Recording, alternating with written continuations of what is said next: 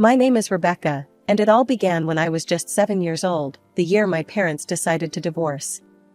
Mom and Dad, bless their hearts, came up with what they thought was the perfect solution. They agreed I'd live with each of them in turns. At the time, it seemed ideal.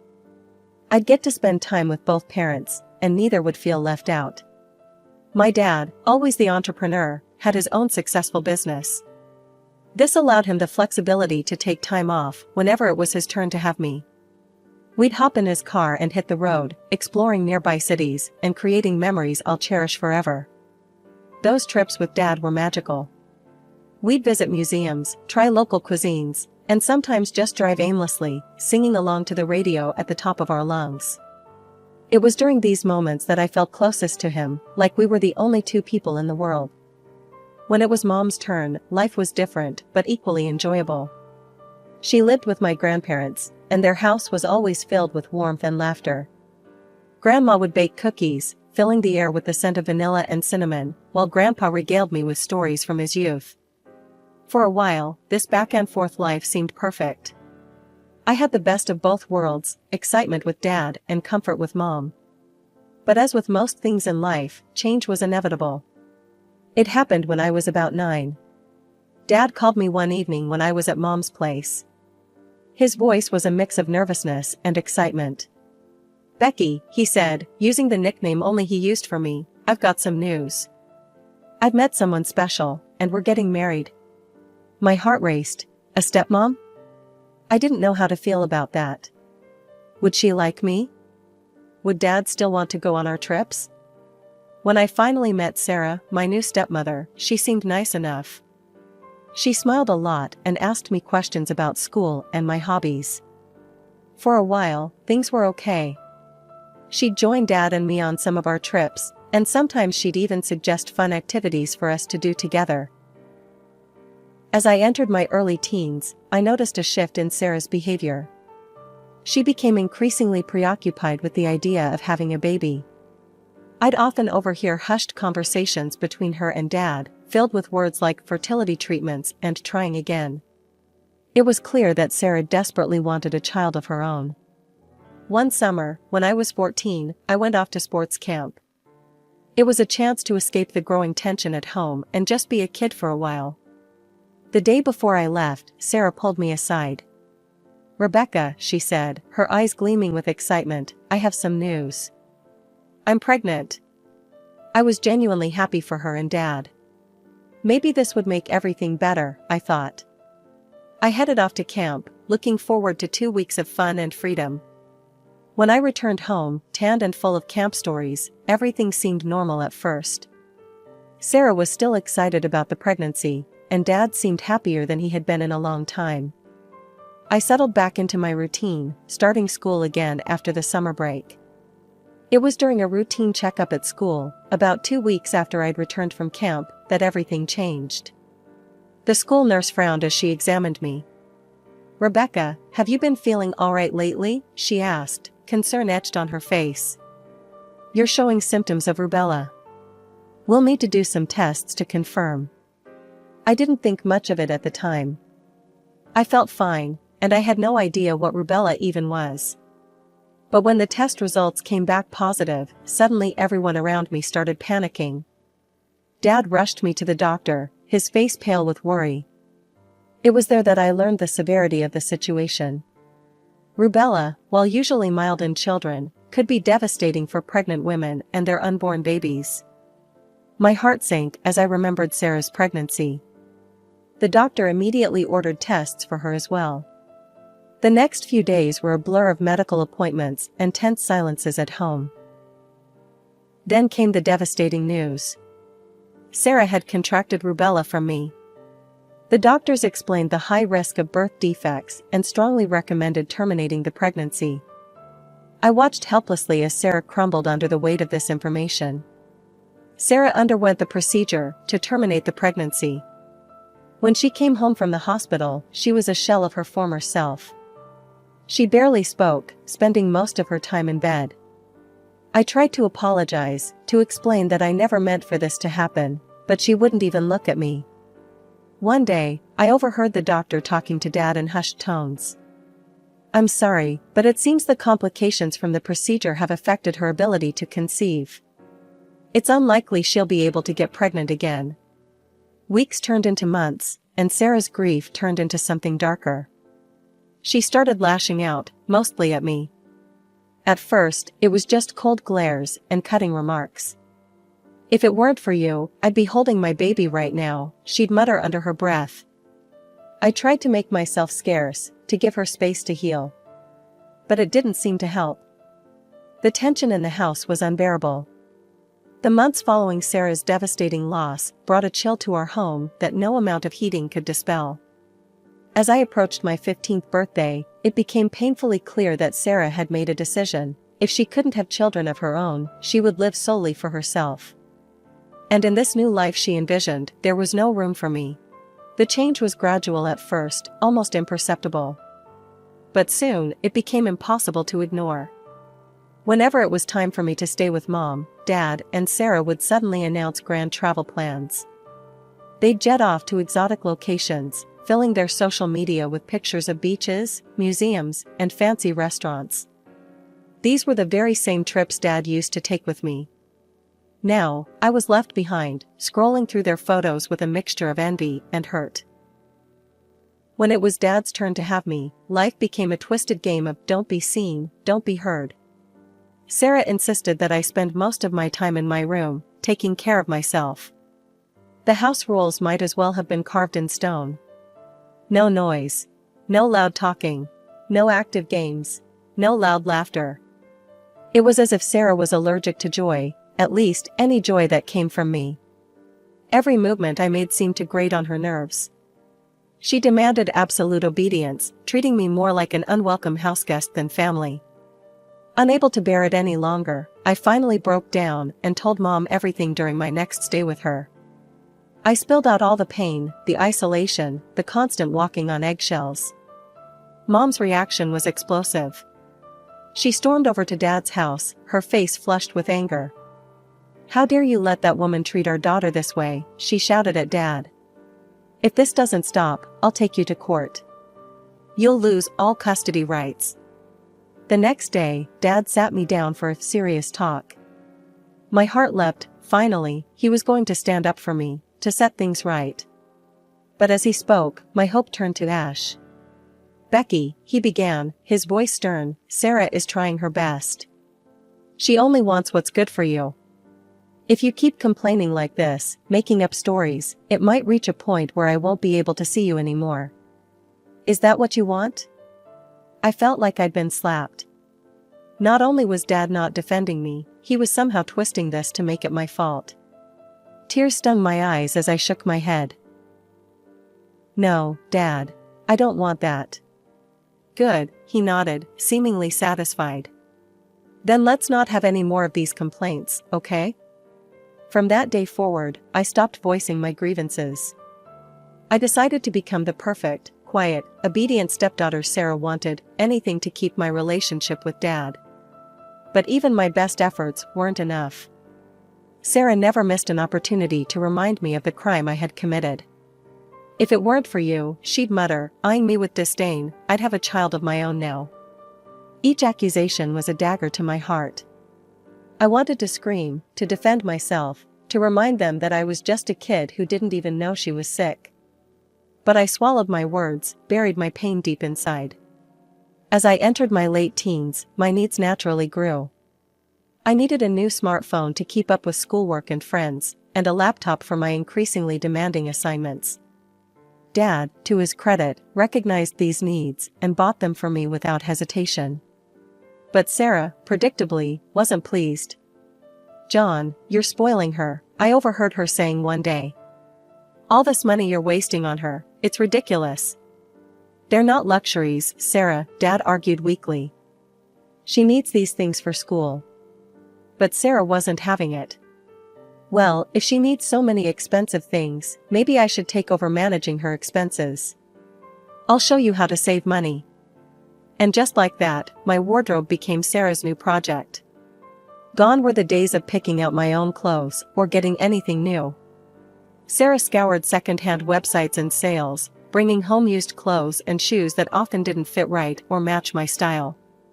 "Children grow so fast," she'd say with a saccharine smile. "It's not worth spending much on things you'll outgrow in no time." The irony wasn't lost on me. While I wore hand-me-downs and clearance items, Sarah's closet was a parade of designer labels. She'd spend hours carefully curating her outfits, always dressed in the latest fashions, her arms laden with branded bags. As high school graduation approached, a glimmer of hope appeared. Dad promised to buy me a car, a symbol of freedom and independence that I desperately craved. For weeks, I daydreamed about the possibilities, researching models and imagining myself driving off to college. But, as with everything in Dad's house, Sarah had other plans.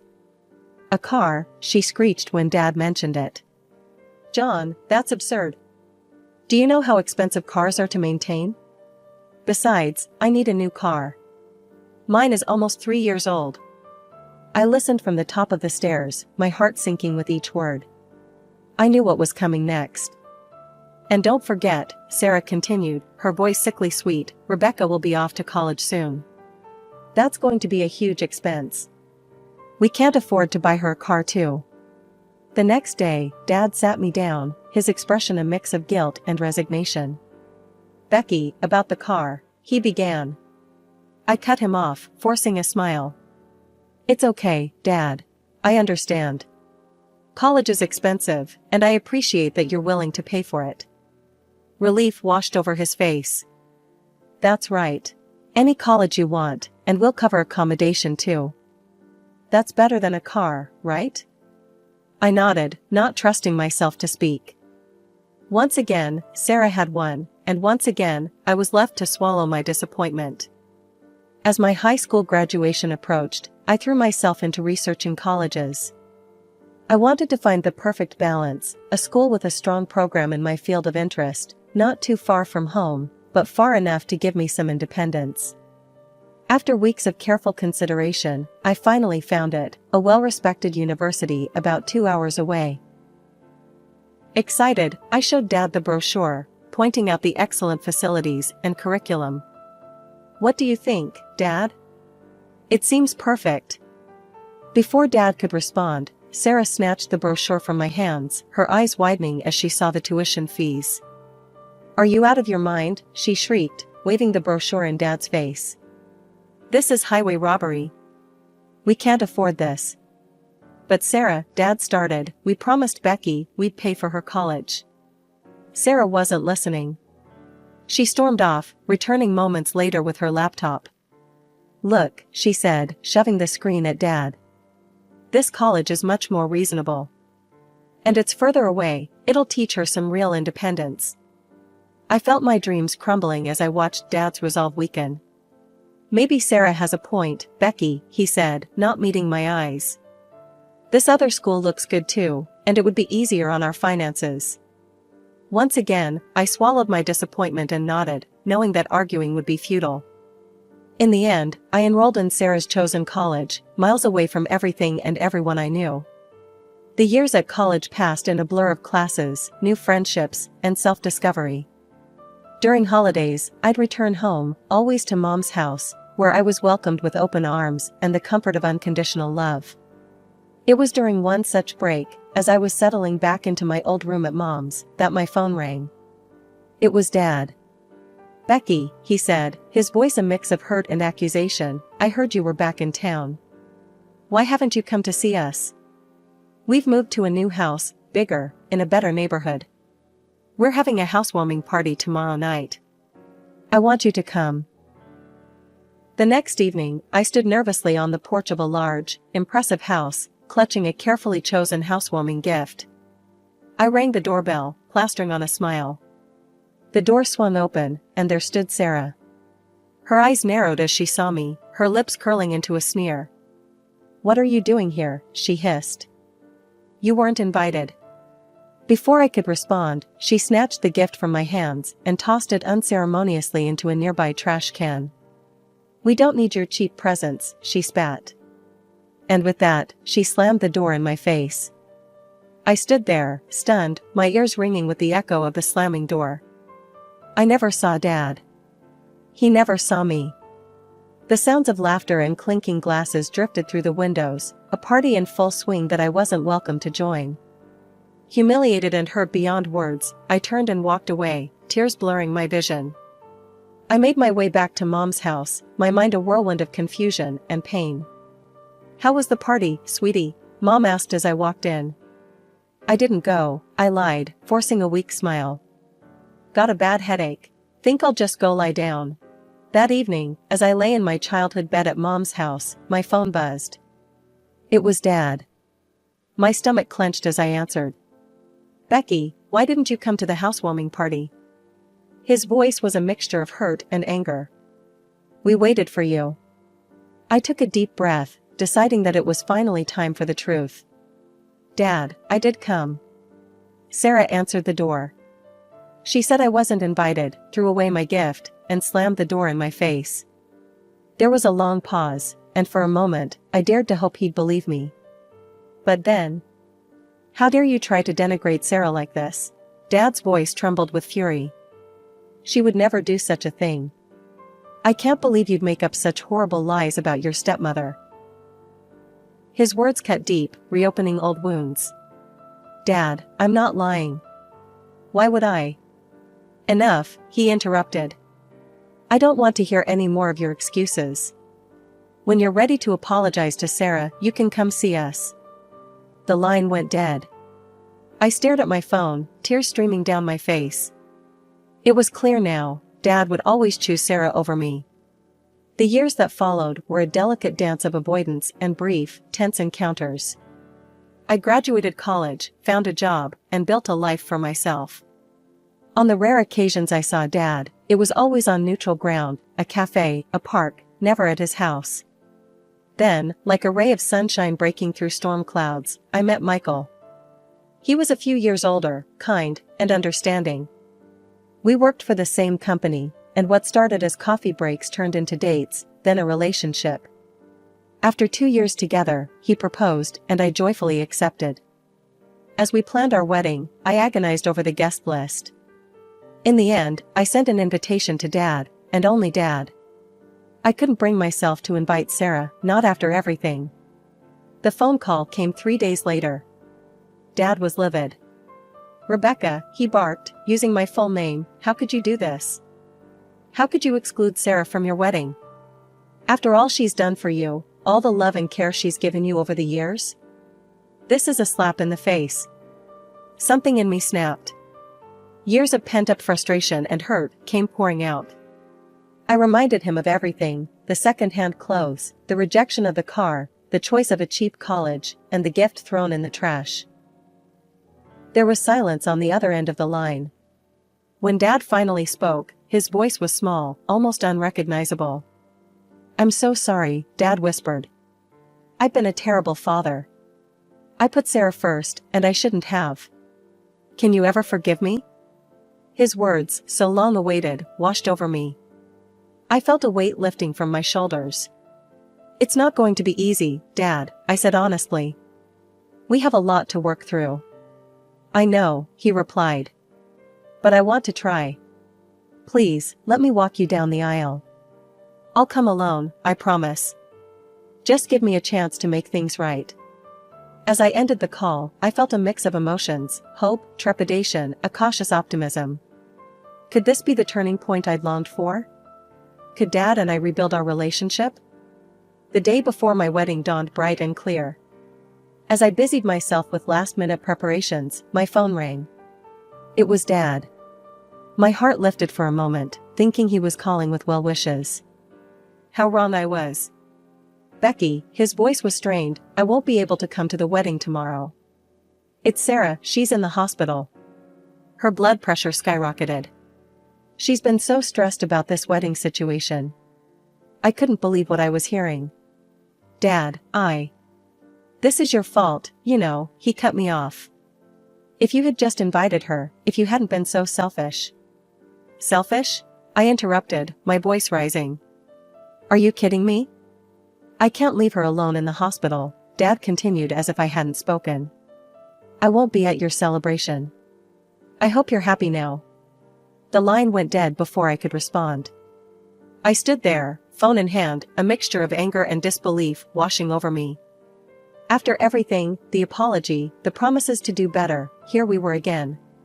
Sarah first, always Sarah. Deep down, I knew what this was. Sarah had most likely faked or exaggerated her condition to keep Dad from attending my wedding. It was her final power play, her way of ensuring she remained the center of Dad's world. But I couldn't prove it. More importantly, I didn't want to. I was done playing her games, done trying to win Dad's approval. This was my wedding day, and I refused to let them ruin it. Still, as the initial anger faded, a wave of sadness washed over me. Who would walk me down the aisle now? As if sensing my distress, Mom appeared at my door. "Honey, what's wrong?" Through tears, I explained the situation. Mom listened, her face a mix of sympathy and barely contained fury. "Oh, sweetie," she said, pulling me into a hug. "I'm so sorry, but you know what? What about your grandfather? He loves you so much, and I know he'd be honored to walk you down the aisle." The next day, as the wedding march began to play, I stood arm in arm with my grandfather. He beamed with pride, his eyes misty. As we walked down the aisle, I saw Michael waiting for me, his face radiant with love. I saw Mom, dabbing at her eyes with a tissue. I saw friends and family, all there to celebrate with us. And you know what? I didn't miss Dad's presence at all. The people who truly loved me, who had always been there for me, they were all here. The days following the wedding were a blissful whirlwind. As we settled into our new routine, I decided to share our joy with friends and family by posting some wedding photos on social media. The response was overwhelmingly positive, with comments full of congratulations and well wishes flooding in. But then, like a dark cloud on a sunny day, Sarah's name appeared in the notifications. With trepidation, I clicked on her comment, and felt my stomach churn as I read her words. How touching to see Rebecca being walked down the aisle by her grandfather. It's a shame her own father and his loving wife weren't even invited to this joyous occasion. I suppose we should be grateful for small mercies, at least this time she didn't infect anyone with rubella and ruin more lives. Remember, Rebecca, actions have consequences. I stared at the screen, a mixture of anger and disbelief washing over me. Even now, on what should have been the happiest day of my life, Sarah couldn't resist trying to hurt me. She was still clinging to that old guilt, wielding it like a weapon. Without hesitation, I blocked Sarah's account. Then, after a moment's consideration, I blocked Dad's too. It was time to cut them out of my life completely. As I set down my phone, I felt a weight lift from my shoulders. For years, I had carried the burden of guilt over the rubella incident. I had let Sarah's cruel words seep into my psyche, convincing me that I was somehow responsible for her inability to have children. But I was just a child myself then. I didn't know I was sick. I couldn't have known the consequences. It was a tragic accident, nothing more. You know, I said to Michael, my voice stronger than I expected, I'm done feeling guilty about the rubella. It wasn't my fault. None of it was my fault. Michael pulled me into a hug. Of course it wasn't. You were a kid, Becca. You didn't do anything wrong. As I melted into his embrace, I felt years of pent-up emotion begin to release. Tears flowed freely, but they weren't tears of sadness or guilt. They were tears of relief, of liberation. Over the next few weeks, I threw myself into building my new life with Michael. We decorated our home, planned for the future, and surrounded ourselves with people who truly loved and supported us. Mom and my grandparents were frequent visitors, filling our home with laughter and warmth. My friends, who had stood by me through all the ups and downs, became an even more integral part of our lives. The road that led me here hadn't been easy. There had been pain, betrayal, and heartache along the way. But it had also led me to this moment, to this life filled with love and genuine happiness. I thought about the little girl I once was, constantly seeking approval and love from those who couldn't or wouldn't give it. I wished I could go back and tell her that it would all be okay, that she would find her way to happiness. But then I realized that little girl was still a part of me. And by choosing happiness now, By surrounding myself with love and cutting out toxicity, I was healing her too.